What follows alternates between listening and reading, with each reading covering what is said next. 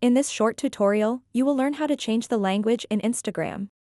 Changing the language can make it easier for you to use the app. Instagram supports many languages, so you can choose the one that suits you best. To get started, open up the Instagram app and then tap on the profile picture icon at the bottom right corner. Next, tap on the three horizontal lines at the top right corner. In this menu, scroll down until you see an icon that represents language settings. Once you've found this exact icon, go ahead and tap on it. This will take you directly to the language selection screen. Now, you'll be presented with a list of available languages that Instagram supports.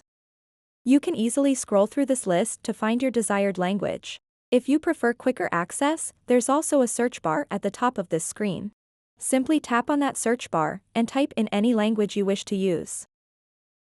When it appears in the results, just tap on it to select it. As soon as you make your selection, watch how quickly the app updates. The entire interface will now reflect your chosen language setting instantly. So that wraps up this tutorial. If you have any questions about this whole process, please let me know in the comments section below. And if this video helped you out, please give it a big thumbs up and subscribe to this channel for more tutorial videos like this one. Thank you so much for watching and have a good day.